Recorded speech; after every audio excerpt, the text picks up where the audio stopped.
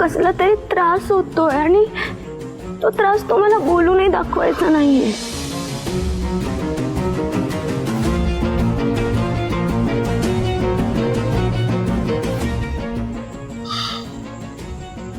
मला ना फक्त एका गोष्टीची भीती वाटते, तुम्हाला डिसअपॉइंट करायची.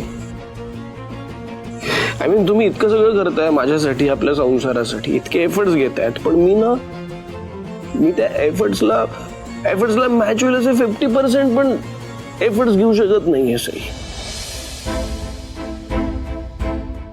नवरा म्हणून मी हरलोय सई, हरलोय. कोण म्हणाला असं?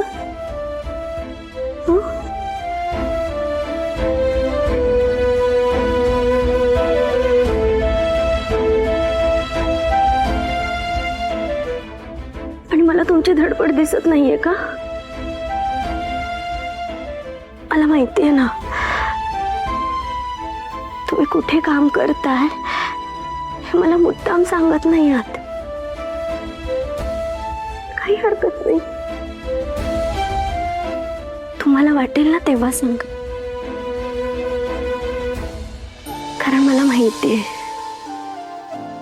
तुम्ही चुकीचं काही करणारच नाही.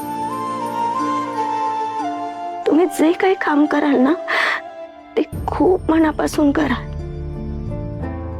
मला माहितीये ना माझा नवरा खूप मेहनती आहे. मला खूप अभिमान वाटतो देवांश तुमचा.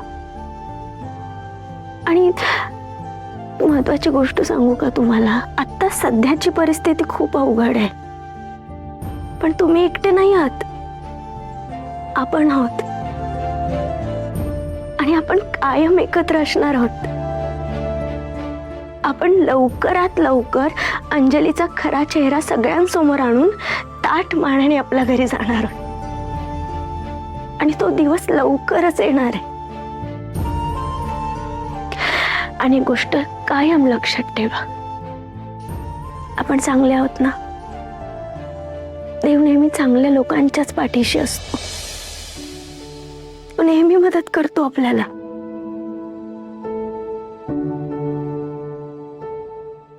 सगळं काही छान होणार आहे देवांश.